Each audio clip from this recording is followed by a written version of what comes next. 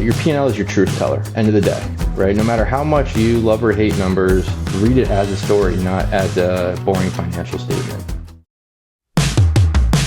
You're listening to Home Care Hindsight, the podcast where we talk with home care leaders about the big mistakes they've made and the even bigger lessons they've learned along the way. My name's David Knack, Director of Sales and Partnerships with Ava, and I've built a career on the idea that we learn a whole lot more from our mistakes than from our successes, which is great because I've made a lot of mistakes. I've gotten to know some of the leaders in this industry who have impressive resumes and have earned a lot of respect. So I thought it would be fun, instead of asking them about the great things they've accomplished, to have them tell the story of one of their biggest mistakes they've made and how that mistake changed their thinking and the way they run their business. All right, welcome to another episode of Home Care Hindsight. Today, I have with me on the podcast, Matt Ericksen, who is Senior Director of Sales and Operations at Griswold. Matt, welcome to the show. Thanks, David. It's great to be here today. When I had this idea and I purchased a podcast mic, which they'll sell to just about anybody, actually literally anybody, I was like, oh, I hope Matt Ericksen will come on. And here you are. You didn't even have to give me 6 months to make sure we're real or anything. So thank you so much for coming on. For people who don't know you and aren't familiar with your work, how would you introduce yourself? Sure. Well, so I'm, as you mentioned, I'm Senior Director of Sales and Operations at Griswold Corporate, franchisor out of Bluebell, PA. I have about 12 years of home health and home care experience, holding every position from scheduling coordinator, sales manager to location director. But I wanted to spice it up a little bit this time around. And Perfect. I give the same kind of spiel that I say to everybody, but I want to tell you what's not on my resume, because I think it has a really big impact as far as who do you see before you today and what I do and how I do it with the franchisees that I support. And some of the things that I found have really been formative growing up was I was illiterate until I was 8 years old. I was diagnosed with dyslexia and then later with ADHD as an adult. Teachers gave up on me. I learned to read by shaping letters in clay, which was really kind of a unique thing. I didn't realize till after the fact was not a normal thing. And the upbringing, I was raised by a structural engineer and a mother with an MBA and who's the president of the debate team.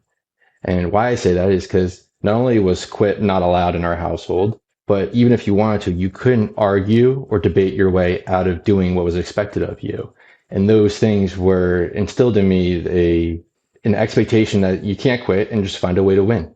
End of the day, period, end of story. And I think that's really going to help me find and craft solutions to the problems that I've had to deal with in my personal journey in home care, but also whenever a franchisee or anybody in the industry reaches out and needs some support, I'm like, all right, well, we're not losing here. We're not going to fail. We're going to find a way to win. And I think it's going to really kind of shaped a lot of the stuff that we'll talk about today.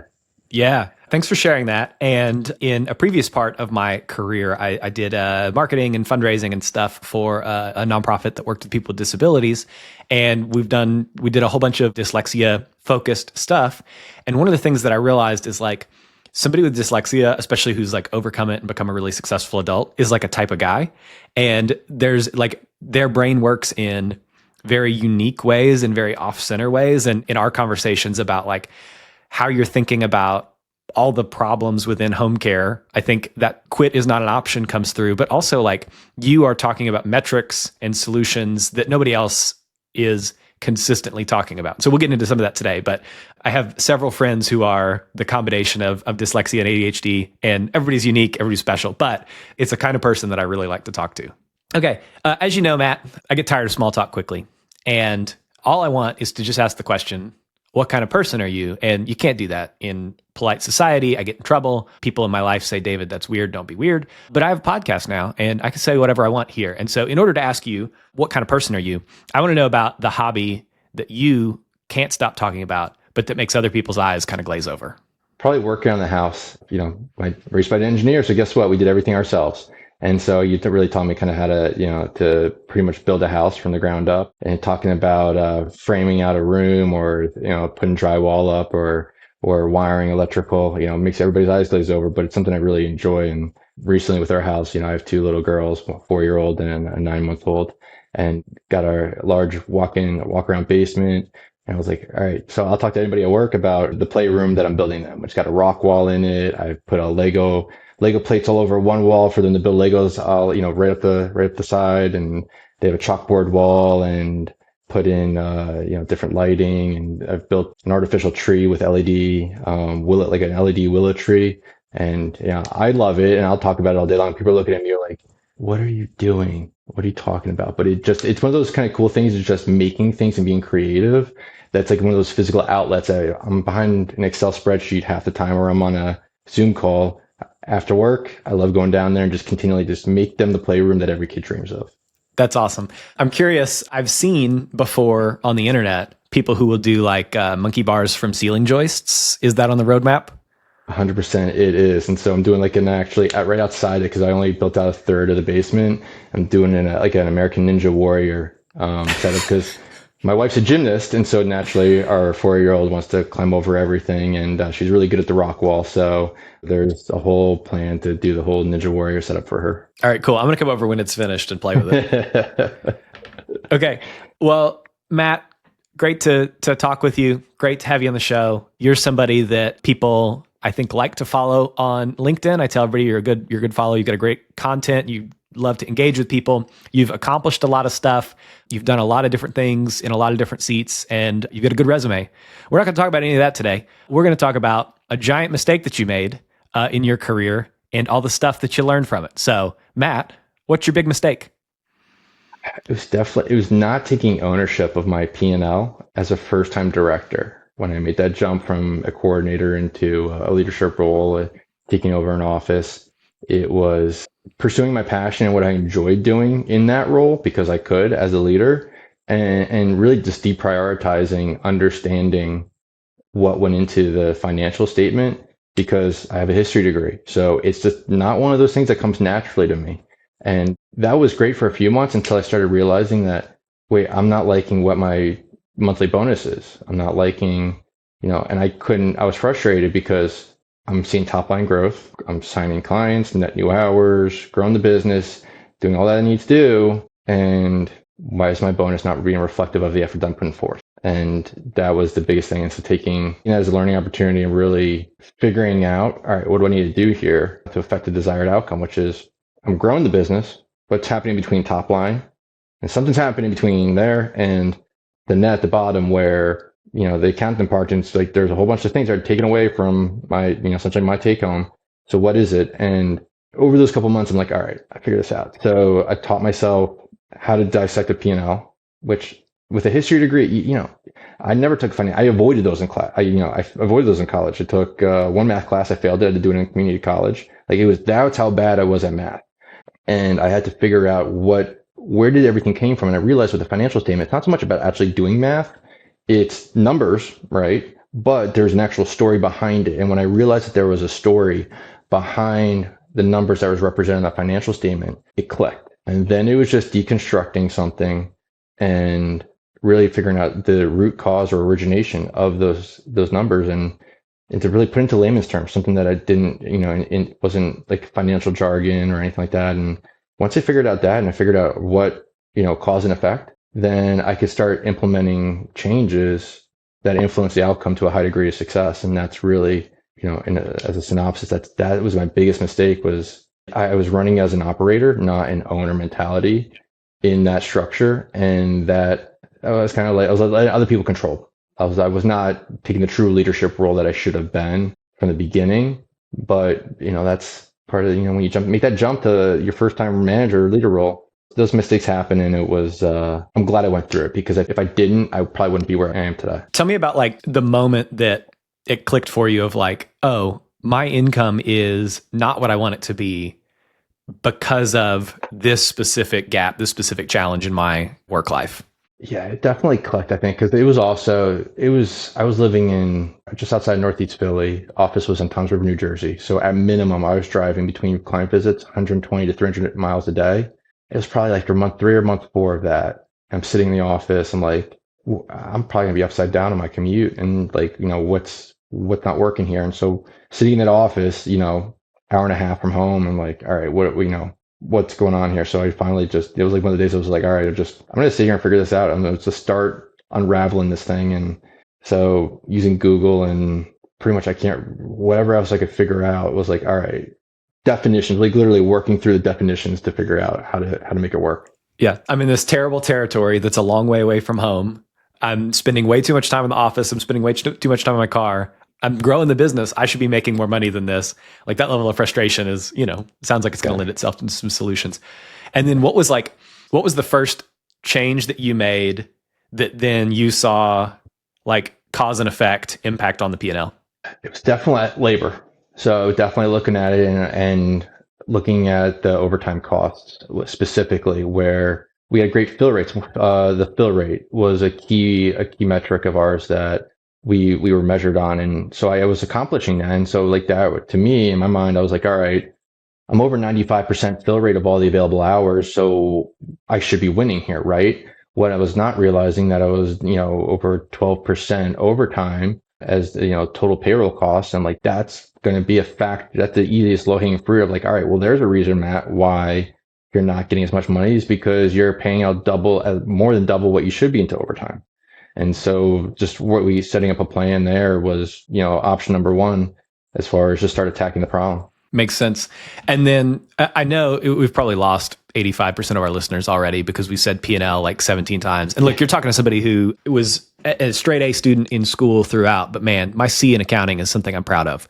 And so it's not something that I'm natively good at, but for listeners who probably also hate looking at their P&L, tell them like, get in their corner, counsel them, tell the people why they should care about it and how to care about it, probably more importantly. And then second, what are the easy wins? What are the low-hanging fruit? Anytime you look at a P&L, you're like, I'm going to look at these places first, and I think we're going to find some money.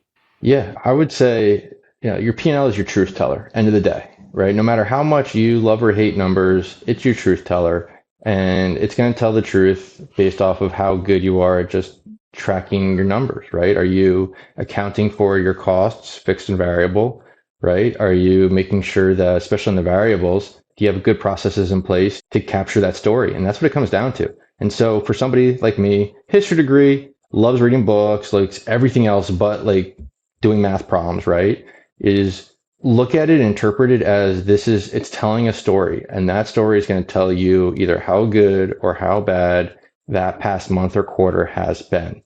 Your P&L is a trailing indicator, right? It's not going to tell you how good you will be in the future. But what you can derive from that trailing indicator in the P&L is opportunities that you can make to then affect change for the positive. And so you're writing a story.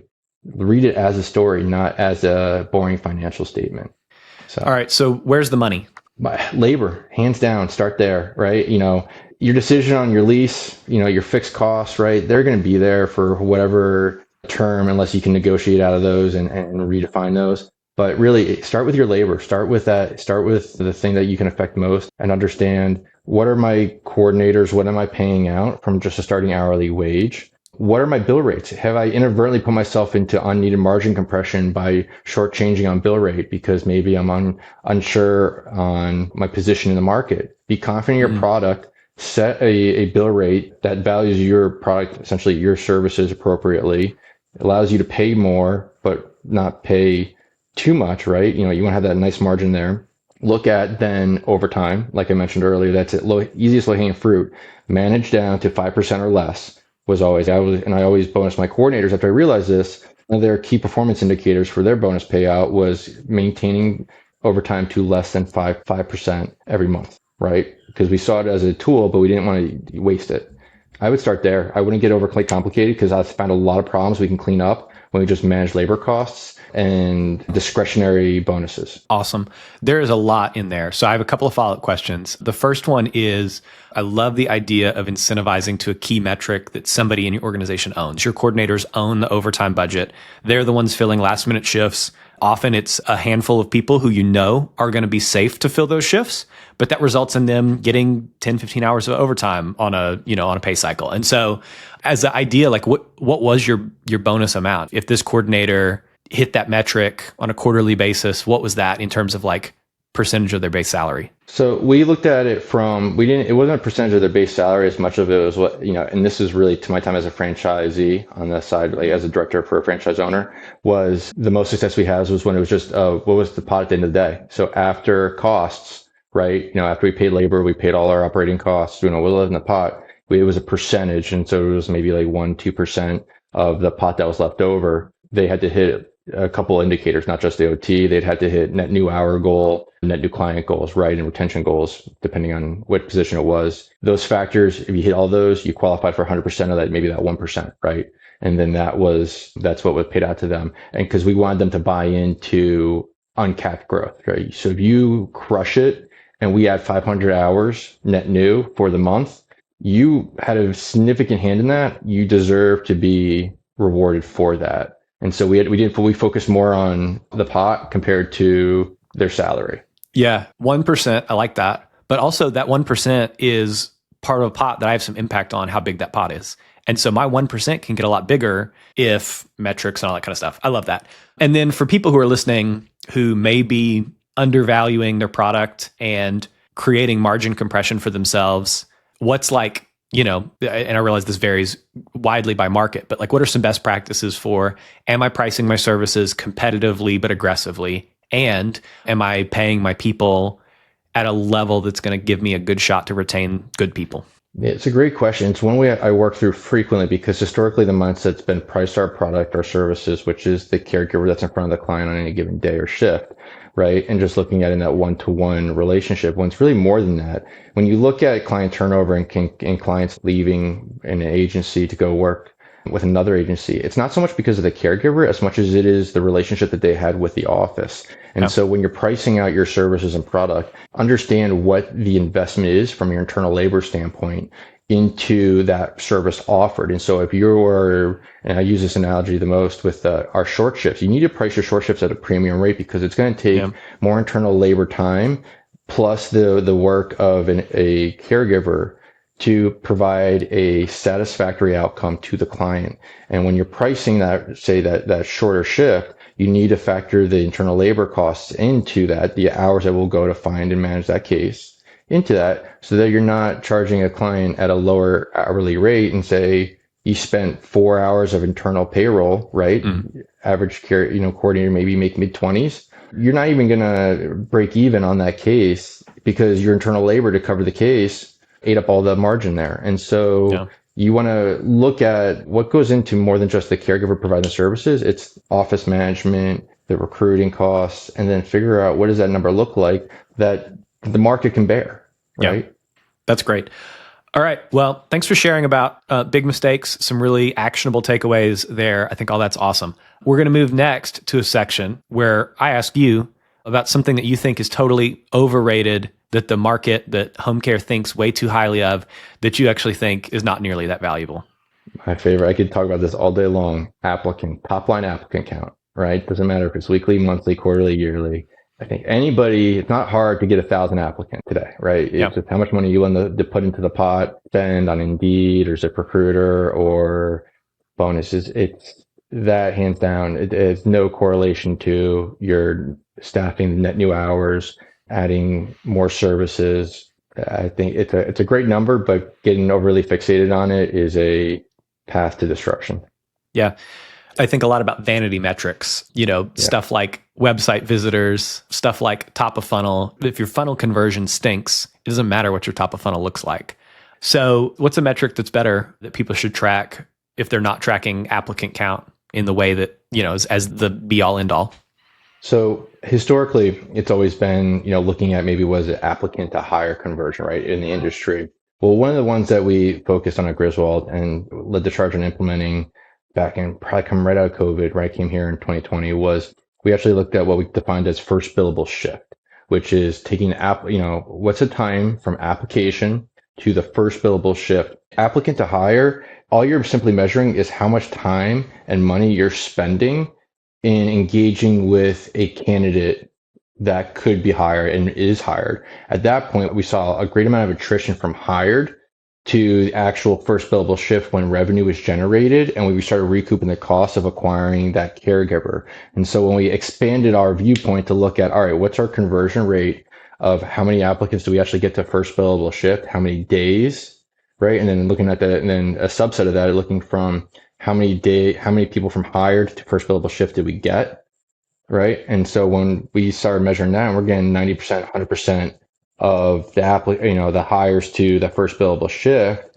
Conversely, we were seeing great revenue growth numbers as well because the emphasis was on the entire process, not three quarters of it, which is where historically a lot of people operate within is they put so much effort into the first 75% of managing the applicant experience. The last one, the most important one to the caregiver is when do they start bringing home money and compensation? And that's where people took off the gas. That's where if you put the focus there, you will directly see a direct correlation in your net new hours and the revenue generation in that given time period. That's great. So you're measuring time to get through the funnel, and you're measuring percent conversion from each step of the hiring funnel. But then what you're doing that's different from what a lot of people are doing is you're adding an extra step that should have always been there, but that we've forgotten about, which is first billable shift. Yeah. And we've seen, and it's something we'd see plenty of people come through that you'd hire them, you'd rush them through the process, so 7 to 10 days, right? Applicant to hire. And then whether it's a handoff to the scheduler or the recruiter, and that person will spend 14 to 30 days just stagnating in on your roster because you haven't done the pre-work to get them placed simultaneously as you're processing them through the application process, and they go work somewhere else, and then that affects your reputation. And so this has helped. It has ripple effects throughout the business as far as a sense of urgency and how does your team operate as a really high functioning, high performing group. Yeah, that's something that we think about a lot is leading indicators of turnover. And what are the likely indicators that somebody's at risk? How do we mitigate those risks? How do we get out in front of those risks? And for people who have not started tracking time to first shift, what's a healthy metric for that? And then what's a, oh no, this is disaster space metric for? Yeah. So from the easiest way to look at it, if this is new and you're like, hey, I want to try that, that's interesting, is from the date of hire orientation, they need to have their first billable shift within 48 hours, ideally, of the hire. After that, you'll start seeing that you'll just start over a trend line. You'll start seeing that when it gets 72 hours to 5 days, you're going to see less engagement, or that person's going to have a higher turnover chance by the 90th day. And so that sweet spot is ideally they're walking out of orientation with shift in hand and going to work within 48 hours with clear direction. After that, you start seeing some negative effects. That's really helpful. Another metric that you talk about, and one of the things that I like is you're carrying in like very different metrics from what I think I hear from most people. And so another metric I like that you guys use is number of hours per employee, and seeing that as a real measure of retention, engagement, success, rather than just like how many days did they stay employed with the agency. Exactly. And we look at that as tying into, all right, it's a business at the end of the day. We're about people, about providing services and affecting change. You can only do that though if your business is running efficiently and you have a healthy P&L, right?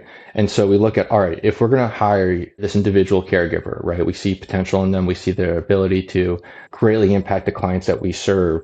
There's a cost to that associated with the recruiting, the internal labor to process them through the process. And like, all right, what does that mean? If we're hiring a part-timer, okay, then it's going to take us, we know, about 22 weeks to recoup our costs when factored in to the labor margin and the burden of everything else. And so our goal is, all right, they need to work X amount of hours, so say 20 hours or less as a part-timer, and we need to get them as on an average to that number over 22 weeks in order to generate enough revenue to cover initial costs, plus start generating a profit. And if we know we hit that number, we're also going to increase the likelihood that they're going to stay with us on a retention basis for a much longer time than the average industry would for a part-time individual who we know has a higher frequency of jumping from different location. Yeah, knowing just that instinctively like, 22 weeks is how long before we break even on a part-timer is I think, like, again, going back to how deeply it is ingrained in your brain that you've got to own the P&L, because that's how you evaluate your recruitment success. Like, are we doing a good job or not? Well, I don't know. When do we break even on our employees? What do we need to do with each type of employee in order to make it make sense for the business? Because at the end of the day, if the business is not making money, you're not able to do all the other stuff, which is part of why people get in this business in the first place, is to typically to have a good business that creates a good income, that maybe creates some wealth for their family, but that like nobody gets in this business almost nobody gets in this business unless they really want to make a difference in their community, in their clients' lives. I mean, so many people have a personal story, but what I find is because that's the entry point is through some kind of personal experience, often some of those business fundamentals is why franchisor like Griswold is a great resource, like somebody like yourself within the organization is so valuable. So anyways, I think it's great. We talked about a big mistake that you made and the impacts that it had on your career. What's a little mistake that you see owners making all the time? And if they stopped, it would make their lives or their business like 10 times better. It's nothing, anything crazy. It's a simple mindset shift. What I see is a lot of, and I've been very guilty of it myself, and it's something you kind of have to constantly work on, is the shifting from a reactionary mindset to an anticipatory, proactive mindset, right? And so I see really good leaders out there, great leaders sometimes, but they still maintain a reactionary mindset. When a fire starts burning, a problem starts arising, they may attack it aggressively. They may have a strong sense of urgency to solve that problem, but the fact remains that that problem still presented itself. And so when you shift to that proactive mindset and you start looking at what were the elements that went into potentially that fire, and you start removing the part of those elements so that fire never started, that proactive mindset shift is going to be key in far as just giving your team back the time to focus on driving the business success even more compared to the allocation, say 10% of your time of the week spent putting out fires. Well, you can take that 10% back or 5% of that back even, and you can start allocating it to business growth, more marketing opportunities, more time invested in the caregiver interview experience, and more face time with your clients. Those are the things that are going to give back to you and are going to squash further issues. And that's all based off of getting your head up, not looking in front of you at the next direct play. And one of the analogies I love to use is it's a game of chess, not checkers. We're playing checkers when you're looking at front of you and solving for what's in front of you. We're playing chess when we're looking 3 steps ahead of what's in front of us and making decisions based on what we want that outcome to be ahead of what's directly in front of us. I think that's awesome. There's a story that I remember from listening to a Michael Phelps interview, and his coach was really into like the Norman Vincent Peale power of positive thinking, kind of visualize success. But when you swim as many swims as Michael Phelps has swum, you get bored with that kind of thing. And he's kind of a contrarian person anyways. And so he started, instead of visualizing how good it would feel to win and how great a perfect swim is, he started to visualize what would happen if everything went wrong. And so there was one Olympics, I don't remember if it was Beijing or London, where his glasses filled up with water as soon as he dove into the pool. And he'd already swum that race a million times. He'd been thinking, okay, what if I have to swim this with no vision? And being proactive, anticipating how you'd respond when those challenges rear their ugly head may win you an Olympic gold medal, may also make running your home care business a little bit easier. Exactly. This is something, and this is my shameless Ava plug, but I know, you guys have really enjoyed working with us. We've loved working with you guys as well. But this is one of those things that I think is such a valuable lever when you bring in good technology partners, when you bring in great automation that gets you out of, and I talk to owners and they have somebody in their office spending an inordinate amount of time chasing down caregivers for timely clock ins and outs, panicking at the last minute, wondering if somebody's going to go to their shift or not. Maybe they do, maybe they don't. And then you get a last minute call out that you've got to fill, getting timely documentation. And all those things are things that we've seen. Okay, what are they able to do now that we've taken the checkers off their plate of, hey, these people are incentivized to clock in and out. We've got surveys. We've got much better insight into the overall workforce. Now that you're not having to stare directly in front of you, what are you going to do with your time to play chess? And that's been a really exciting impact from the work that we've done is seeing what would you do with all the time if you didn't have to use these kinds of mundane cycles that don't really benefit anybody. Getting out and visiting clients is the time back and just getting out of the office or behind the desk. I mean, many different people for many different reasons. I find with coordinators of all different personality types and intrinsic motivation is it breaks the cycle of just creating this net. And in home care, you can be really busy doing nothing, but you can create a sense of busyness and that you have to be at your computer. But getting that time back and getting out and seeing the client's home, I can't tell you the difference in performance when I can have a caregiver coordinator on the phone talking to a caregiver that's never been to home before. They can close their eyes and you say, hey, when you get to the home, walk through the front door. You're going to take 3 steps forward. You're going to make a left. Then you're going to look to your right. You're going to see that there's the living room. Mr. So-and-so is going to be sitting there watching TV. when you can visit a family and visualize and see what the dynamic is of that environment, and then be able to illustrate that over a phone to a caregiver, you're going to give them a sense of comfort knowing that you are in control of the situation. You know, having already been there, what they should expect. And you're going to help them when they walk in the front door not feel surprised or have a sense of unknowingness, because you're able to, by the time you got back, you were able to get out there, understand intimately what's going on in that situation, and help them feel at ease. And that confidence is what keeps caregivers coming back to agencies when the coordinators are in charge of the ship. Man, and we always talk about how lonely being a caregiver can be. You know, it's a distributed workforce with all the problems of managing a frontline workforce. And, you know, I mean, these folks are out there on their own. They've got a relationship with the client. When that changes, what ties them to your agency? Sometimes nothing. And so I think the steady hand to guide somebody through the first shift with a new client and having the bandwidth to have been able to do that preparatory work, what a unfair advantage for keeping your caregivers engaged, making sure they know that they're supported and that they can reach out if they've got any issues. I think that's awesome. Yeah. All right. Next segment is win of the week. We've talked a lot about mistakes and things people get wrong and what they should do differently. And hopefully that's all been really helpful. But I always like to end things on a positive note. And so what's something that's happened lately in your business that you're really proud of? Something lately. So I would say something that it's tough for me to talk about sometimes the wins that I have, right? Because it's just kind of like you move on to the next thing, right? But Home Care Pulse, now Activated Insights, has been a large kind of influential part of how I've gained information to make the decisions I have. And I've leaned on them for better part of 12 years. They've had their report out for 15. And so every year I've looked at it to help me kind of inform my P&L decisions and my decisions as far as, you know, what business lines to get involved with and so forth.